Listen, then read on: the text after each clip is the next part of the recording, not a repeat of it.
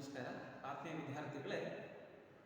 ಪ್ರಸ್ತುತ ಅವಧಿಯಲ್ಲಿ ಈಜಿಪ್ತಿನ ಕಾಲಾವಧಿಯಲ್ಲಿರ್ತಕ್ಕಂಥ ರಾಜಕೀಯ ಮತ್ತು ಸಾಮಾಜಿಕ ಸ್ಥಿತಿಗತಿಗಳು ಅಂತ ಹೇಳಿ ಜಾಗತಿಕ ವಿಶ್ವದ ಮೊದಲ ನಾಗರಿಕತೆ ಆಗಿರ್ತಕ್ಕಂಥ ಈಜಿಪ್ಟ್, ಈಗಾಗಲೇ ಆ ನಾಗರಿಕತೆ ಬಗ್ಗೆ ನಾವು ಅಧ್ಯಯನ ಮಾಡಿದ್ದೀವಿ, ಹೌದಾ? ಹಾಗಾಗಿ how they are the maintain the political conditions and the ruling the empire of the Egypt, and however now they are an organization for their society, how they are leading to their life to their society. ಸಾಮಾನ್ಯ ಇಲ್ಲಿ ಅವರ ರಾಜಕೀಯ ಸ್ಥಿತಿ ಹೇಗಿತ್ತು, ಆಮೇಲೆ ಒಂದು ಸಂಘಟಿತವಾಗಿರ್ತಕ್ಕಂಥ ಸಮಾಜ ಈ ಈಜಿಪ್ಟ್ ಜನಾಂಗದಲ್ಲಿ ಹೇಗಿತ್ತು ಅನ್ನೋದನ್ನು ಕೂಡ ನಾವು ನಿರ್ಣಯಿಸಬೇಕು. ಆರಂಭದಲ್ಲಿ ಆರಂಭಿಕ ಜನರು ಹಳ್ಳಿಗಳಿಂದ ವಾಸವಾಗಿರ್ತಕ್ಕಂತಹ ಒಂದು ಜನತನವಾಗಿತ್ತು. ನಂತರದಲ್ಲಿ ಹಳ್ಳಿಗಳಿಂದ ರಾಜ್ಯಗಳಾಗಿ ಅವು ತಮ್ಮನ್ನು ತಾವು ಏನಪ್ಪಾ ಅಂತಂದ್ರೆ ಬೆಳವಣಿಗೆಯನ್ನು ಹೊಂದಿಕೊಂಡು ಬಂದು ಆ ಹಳ್ಳಿಯಿಂದ ರಾಜ್ಯವಾಗಿ ಆಳ್ವಿಕೆ ಮಾಡಿಕೊಂಡು ಒಂದು ರಾಜ್ಯವನ್ನ ನೇಮಕ ಮಾಡಿ ಬಲಿಷ್ಠವಾಗಿರ್ತಕ್ಕಂಥ ನಾಯಕತ್ವವನ್ನು ಸೃಷ್ಟಿ ಮಾಡಿಕೊಂಡು ಒಂದು ವ್ಯವಸ್ಥಾಬದ್ಧವಾಗಿರ್ತಕ್ಕಂತಹ ಸುಸಂಸ್ಕೃತವಾದ ಆಳ್ವಿಕೆಗೆ ಒಳಪಟ್ಟವಾಗಿರ್ತಕ್ಕಂತಹ ಮೊದಲ ನಾಗರಿಕತೆಯಾಗಿ ಹೊರಹೊಮ್ಮಿದ್ದೆ ಯಾವುದಪ್ಪ ಅಂದರೆ ಅದು ಈಜಿಪ್ತಿನ ನಾಗರಿಕತೆ ಅಂತ ಹೇಳಿ. ಇಂತಹ ಈಜಿಪ್ತಿನ ನಾಗರಿಕತೆಗಳು ತನ್ನದೇ ಆಗಿರ್ತಕ್ಕಂತಹ ಒಂದು ಸುಮಾರು 3000 ವರ್ಷಗಳ ಅವಧಿಯಲ್ಲಿ ಸುಮಾರು 30 ಅಷ್ಟೇ ಅಲ್ಲ ಅಧಿಕವಾಗಿರ್ತಕ್ಕಂತಹ ರಾಜಮನೆತನಗಳು ಇಲ್ಲಿ ಆಳಿ ಹೋಗಿರ್ತಕ್ಕಂಥದ್ದು. ಎಷ್ಟು? ಸುಮಾರು 30 ರಾಜಮನೆತನಗಳು 3000 ಅವಧಿ ಹೊರಗಾಗನೆ ಇಲ್ಲಿ ಆಳ್ವಿಕೆಯಾಗಿರ್ತಕ್ಕಂಥದ್ದು ಅಂತ ಹೇಳಿ. ಇಲ್ಲಿ ರಾಜನಿಗೆ ಒಂದು ಬಹುದೊಡ್ಡವಾಗಿರ್ತಕ್ಕಂಥ ಪರಮಾಧಿಕಾರ ಇತ್ತು. ಅಂತಹ ಒಂದು ರಾಜಮನೆತನಗಳಲ್ಲಿ ಹೆಚ್ಚಾಗಿ ಏನಪ್ಪಾ ಅಂತಂದ್ರೆ ಅಲ್ಲಿರ್ತಕ್ಕಂಥ ರಾಜರನ್ನ ಅವ್ರು ಏನು ಕರೀತಿದ್ರಪ್ಪ ಅಂದ್ರೆ ಪೇರೋ ಅಂತ ಹೇಳಿ. ಅಂಥ ರಾಜರನ್ನವರು ಪೇರೋ ಅಂತ ಕರೀತಾ ಇದ್ರು.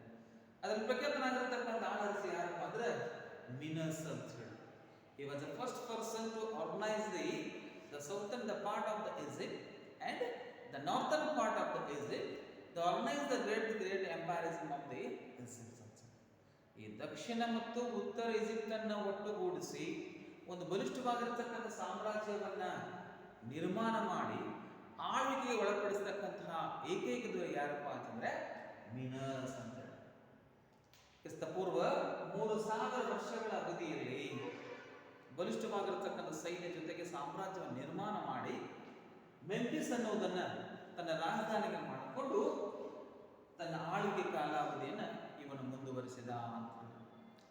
ಇವನ ಕಾಲಾವಧಿಯಲ್ಲಿ ರಾಜಕೀಯ ಅಷ್ಟೇ ಅಲ್ಲ, ಧಾರ್ಮಿಕವಾಗಿರ್ತಕ್ಕಂತಹ ಒಂದು ಪರಮಾಧಿಕಾರದ ಸತ್ತೆಯನ್ನು ಕೂಡ ಇಲ್ಲಿ ಅವನು ಹೊಂದಿದ್ದ.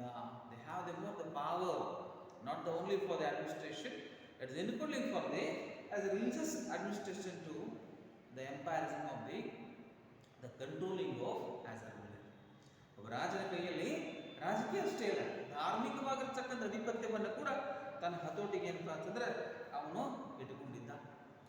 ಇವನ ಕಾಲಾವಧಿಯಲ್ಲಿ ಒಂದು ಬಲಿಷ್ಠವಾಗಿರ್ತಕ್ಕಂಥ ಕೇಂದ್ರ ಸರ್ಕಾರ, the central the government is more the powerful in the period of the minus ruler. ಇವನ ಕಾಲಾವಧಿಯಲ್ಲಿ ಒಂದು ಬಲಿಷ್ಠವಾಗಿರ್ತಕ್ಕಂಥ ಕೇಂದ್ರ ಸರ್ಕಾರ ನಿರ್ಮಾಣ ಮಾಡಿದ್ದ. ಆಮೇಲೆ ಒಂದು ನಿಯಂತ್ರಬದ್ಧವಾಗಿರ್ತಕ್ಕಂಥ ಆಡಳಿತವನ್ನು ಕೂಡ ಹೊಂದಿದ್ದ. ವ್ಯವಸ್ಥಾಬದ್ಧವಾಗಿರ್ತಕ್ಕಂಥ ಕಾನೂನು ವ್ಯವಸ್ಥೆಯನ್ನು ಮಾಡಿಕೊಂಡಿದ್ದ.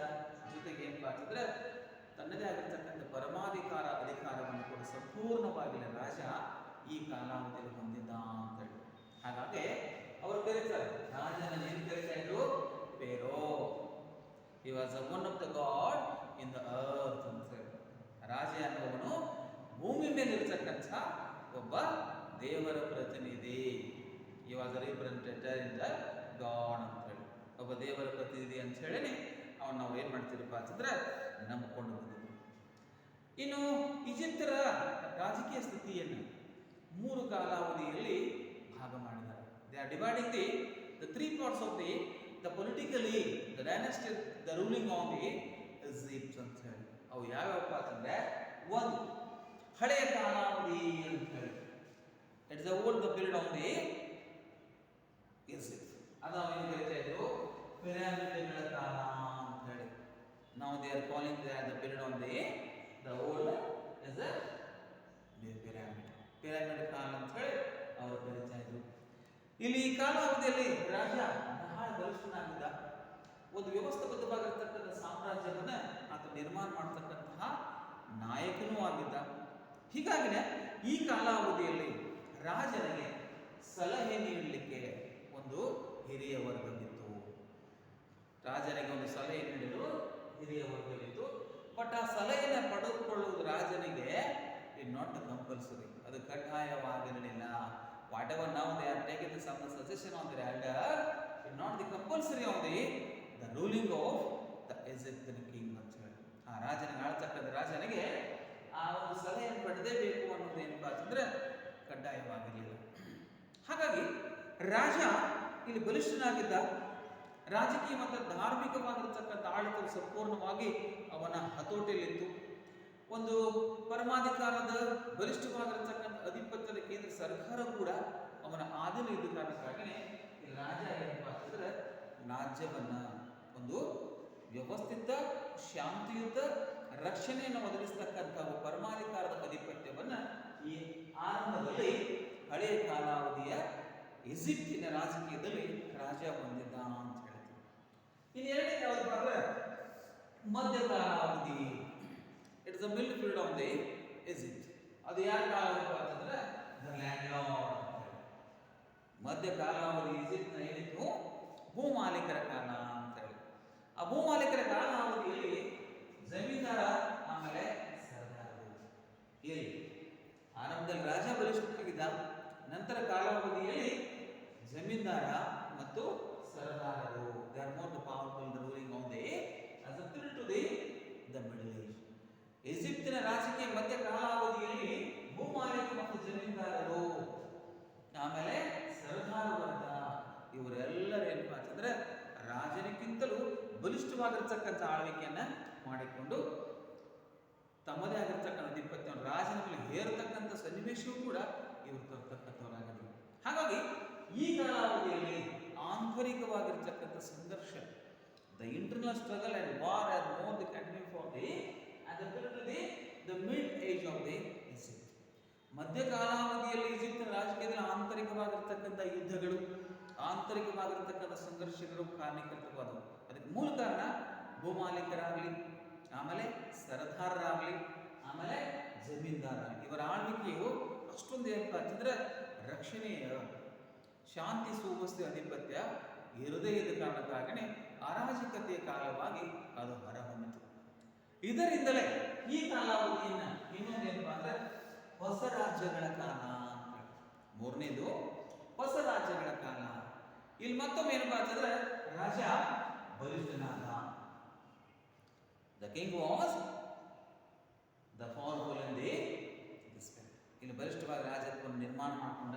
ಅದಕ್ಕೆ ಮೂಲ ಕಾರಣ ಸೈನ್ಯವನ್ನು ಸಂಘಟಿಸಿದ. ಒಂದು ದಷ್ಟವಾದ ಅಷ್ಟೇ ತನ್ನನ್ನು ಕಾಪಾಡಿಕೊಳ್ಳತಕ್ಕಂಥ ಬಲಿಷ್ಠವಾಗಿರ್ತಕ್ಕಂಥ ಸೈನ್ಯವನ್ನ ಸಂಘಟಿಸಿ ಒಂದು ಬಲವಾದ ಸಾಮ್ರಾಜ್ಯವನ್ನು ಕಟ್ಟಿರ್ತಕ್ಕಂಥ ಆಳರಸ ಇಲ್ಲಿ ಹೊರಹೊಮ್ಮಿದ. ಅವನೇ ಯಾರಪ್ಪ ಅಂದ್ರೆ ಒಂದನೆಯ ತಟಮೋಸಸ್. ನೆನಪಿಟ್ಟುಕೊಳ್ಳಿ, ಒಂದನೆಯ ತಟಮೋಸಸ್. ಇವನು ಸಾಮ್ರಾಜ್ಯವನ್ನ ಬಲಿಷ್ಠವಾಗಿ ಕಟ್ಟಿಕೊಂಡು ಸೈನ್ಯದ ನಿರ್ವಹಣೆ ಮೂಲಕವಾಗಿ ಸರ್ದಾರ, ಭೂಮಾಲೀಕ, ಜಮೀನ್ದಾರರ ಮೇಲೆ ತನ್ನದೇ ಆಗಿರ್ತಕ್ಕಂಥ ನಿಯಂತ್ರಣ ಪಡ್ಕೊಂಡಿರ್ತಕ್ಕಂಥ ಆಳರಸನಾಗಿ ಇವನು ಹೊರಹೊಮ್ಮಿದ. ಈತನ ಮಗಳೇ, ಅವಳು ಯಾರಪ್ಪ ಅಂತಂದ್ರೆ ರಾಣಿ. ನೆನಪಿಡುವ, ನಾವು there ask the singular question, ರಾಣಿ ಹತ್ಸೆಪುತ್ರಳು ಅಂತ ಹೇಳಿ. ಇವಳು ಜಾಗತಿಕ ಇತಿಹಾಸದ ಪ್ರಥಮ ಸಾಮ್ರಾಜ್ಞಿಯಾಗಿ ಹೊರಹೊಮ್ಮಿದಳು. He was the first queen of the world history. ಇತಿಹಾಸದ ಮೊದಲ ರಾಣಿ ಯಾರಪ್ಪ ಅಂತಂದ್ರೆ ರಾಣಿ ಹತ್ಸೆಪುತ್ರಳು ಅಂತ ಹೇಳಿ, ಈಜಿಪ್ಟಿನ ರಾಣಿ. ಇವಳ ತಂದೆ ಯಾರಪ್ಪ ಅಂದ್ರೆ ಒಂದನೆಯ ತಟ್ಮೋಸಸ್. ಇವಳನ್ನೇ ಸುಮಾರು 21 ವರ್ಷಗಳ ಕಾಲಾವಧಿಯಲ್ಲಿ ಆಳ್ವಿಕೆ ಮಾಡಿದವಳು. ಆ 21 ಆಳ್ವಿಕೆ ವರ್ಷದ ಕಾಲಾವಧಿಯಲ್ಲಿ ಇವಳು ಪ್ರಥಮ ಸಾಮ್ರಾಜ್ಞಿ ಜೊತೆಗೆ ಬಲಿಷ್ಠ ಅರಸೊತ್ತಿಗೆಯನ್ನು ನಿರ್ಮಾಣ ಮಾಡಿಕೊಳ್ಳತಕ್ಕಂತಹ ಒಂದು ಮಹಿಳಾ ಸಾಮ್ರಾಜ್ಞಿಯಾಗಿ ಕೂಡ ಹೊರಹೊಮ್ಮಿದಳು ಅಂತ ಹೇಳ್ತೀವಿ. ಹೀಗಾಗಿ ಈಜಿಪ್ತಿನ ರಾಜಕೀಯದಲ್ಲಿ 3 ಭಾಗಗಳು: ಹಳೆಯ ಕಾಲಾವಧಿ, ರಾಜ ಮತ್ತು ಪಿರಮಿಡ್ ಕಾಲ ಅಂತ ಹೇಳಿ; ಎರಡನೇದು ಮಧ್ಯಕಾಲಾವಧಿಯಲ್ಲಿ ಭೂಮಾಲೀಕ, ಜಮೀನ್ದಾರ, ಸರ್ದಾರ ಕಾಲಾವಧಿ ಅಂತ ಹೇಳಿ; ಮತ್ತೆ ಹೊಸ ರಾಜ್ಯಗಳ ಕಾಲಾವಧಿಯಲ್ಲಿ ಕೂಡ ಏನಪ್ಪ ಅಂತಂದ್ರೆ ರಾಜ ಮತ್ತು ಮೇಲ್ಪಂದ ಬಲಿಷ್ಠನಾದ. ಆ ಬಲಿಷ್ಠನಾಗಿರ್ತಕ್ಕಂಥ ಆಳರಲ್ಲಿ ಒಂದನೆಯ ಥೂಟಮೋಸಸ್.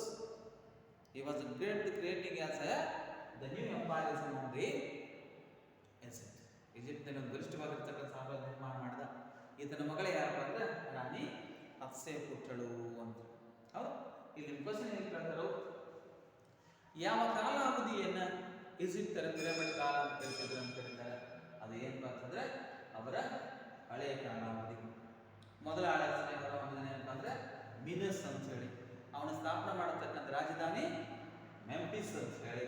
ಹೌದಾ, ಇನ್ನು ಇಲ್ಲಿ ಈ ಪಿರಮಿಡ್ ಕಾಲಾವಧಿ ಜೊತೆಗೇನೆ ರಾಜನ ಏನಂತ ಕರಿತಾ ಇದ್ದಾರೆ ಅಂತ ಕೇಳ್ತಾರೆ, ಪೇರು ಅಂತ ಹೇಳಿ. ಅದರ ಬಗ್ಗೆ ಕೂಡ ಬರೀಬೇಕು. ಆಮೇಲೆ ರಾಣಿ ಹತ್ಸೆಪುತ್ರಳ ಬಗ್ಗೆ ಕೂಡ ಪ್ರಶ್ನೆ ಬಂದಿದೆ ಸಾಕಷ್ಟು CET-ಯಲ್ಲಿ ಕೂಡ. ಅದ್ರ ಬಗ್ಗೆ ಕೂಡ ತಾವೇನಪ್ಪ ಅಂದ್ರೆ ಗಮನ ಹರಿಸಿ. ಹೌದಾ, okay. Yes, and then important the main features of the Egyptian civilization, that is the social system ಅಂತ ಹೇಳಿ. ಈಜಿಪ್ಟಿಯನ್ನರ ಇನ್ನೊಂದು ಪ್ರಮುಖವಾಗಿರ್ತಕ್ಕಂಥ ಲಕ್ಷಣ ಅದು ಯಾವುದು? ಅವರ ಸಾಮಾಜಿಕ ಜೀವನ ಅಂತ ಹೇಳಿ. ಈಜಿಪ್ಟಿನ ಸಮಾಜ ಎಂಥದ್ದಾಗಿತ್ತಂದ್ರೆ ಒಂದು ಸುಸಂಘಟಿತವಾಗಿರ್ತಕ್ಕಂಥ ಸಮಾಜ. ಹಳ್ಳಿಯಿಂದ ರಾಜ್ಯಗಳ ನಿರ್ಮಾಣವಾಗಿ ರಾಜರಿಂದ, ಭೂಮಾಲೀಕರಿಂದ, ಸರ್ದಾರರಿಂದ, ಜಮೀನ್ದಾರ ಆಳ್ವಿಕೆಗೆ ಒಳಪಟ್ಟಿರತಕ್ಕಂಥ ಒಂದು ಸುಸಂಘಟಿತವಾಗಿರ್ತಕ್ಕಂಥ ಉತ್ತಮ ನಾಯಕತ್ವವನ್ನು ಹೊಂದಿರತಕ್ಕಂಥ ಸಮಾಜವಾಗಿ ಅದು ಹೊರಹೊಮ್ಮಿತು. ಇವರ ಸಮಾಜದಲ್ಲಿ 3 ವರ್ಗಗಳಿವೆ. They have the very important part of the classification of their society. ಅದು ಎಂತಪ್ಪ ಅಂತಂದ್ರೆ, ಒಂದು ಮೇಲ್ವರ್ಗ ಅಂತ ಹೇಳಿ, ಇನ್ನೊಂದು ಮಧ್ಯಮ ವರ್ಗ ಅಂತ ಹೇಳಿ, ಇನ್ನೊಂದು ಗುಲಾಮ ವರ್ಗ ಅಂತ ಹೇಳಿ. ಈ ಮೇಲ್ವರ್ಗದಲ್ಲಿ ರಾಜನ ಪರಿವಾರ ಇತ್ತು. ಆಮೇಲೆ ರಾಜನಿಗೆ ಆತ್ಮೀಯರಾಗಿರ್ತಕ್ಕಂಥ ಧಾರ್ಮಿಕ ವರ್ಗ ಒಂದು ಪುರೋಹಿತ ವರ್ಗ ಅಂತ ಹೇಳಿ, ಜೊತೆಗೆ ಜಮೀನ್ದಾರರು, ಸರ್ದಾರರು ಅಂತ ಹೇಳಿ ಈ 4 ವರ್ಗಗಳು ಈ ಮೇಲ್ವರ್ಗದಲ್ಲಿದ್ದರು. ಇವರು ಸಾಮ್ರಾಜ್ಯದ ಒಂದು ಎಲ್ಲ ಸೇವೆಗಳನ್ನ, ಸೌಲಭ್ಯಗಳನ್ನ ಹೊಂದಿದವರಾಗಿದ್ದ ಕಾರಣಕ್ಕಾಗನೇ ಇವರ ಸಮಾಜದಲ್ಲಿ ಇವರ ಸ್ಥಾನಮಾನ ಉನ್ನತವಾಗಿತ್ತು. They have the high qualification status of their society. ಇರಲಿ ರಾಜ, ಪುರೋಹಿತ, ಜಮೀನ್ದಾರ ಮತ್ತು ಸರ್ದಾರ ವರ್ಗ ಅಂತ ಹೇಳಿ. ಹೌದಾ, ಇನ್ನು ಎರಡನೇ ವರ್ಗ ಅದು ಯಾವುದು ಅಂತಂದ್ರೆ ಮಧ್ಯಮ ವರ್ಗ ಅಂತ ಹೇಳಿ, ದ ಮಿಡಲ್ ಕ್ಲಾಸ್ ಪೀಪಲ್. ಅದು ಎಂಥವರು? ದ ಡಾಕ್ಟರ್ಸ್, ವೈದ್ಯರಾಗಲಿ, ಆಮೇಲೆ ದ ವರ್ಕರ್ಸ್, ಕುಶಲಕರ್ಮಿಗಳಾಗಲಿ, ಆಮೇಲೆ ದ ರೈಟರ್ಸ್, ದ ಲಿಪಿಕಾರರಾಗಲಿ, ಟ್ರೇಡರ್ಸ್ ಆಗಲಿ, ಅಂಡ್ ದ ಫಾರ್ಮರ್ಸ್. ಒಬ್ಬರು ವೈದ್ಯ, ಕುಶಲಕರ್ಮಿಗಳು, ಲಿಪಿಕಾರರು, ವ್ಯಾಪಾರಿ ವರ್ಗ, ಆಮೇಲೆ ಫಾರ್ಮರ್ಸ್, ರೈತ ವರ್ಗ.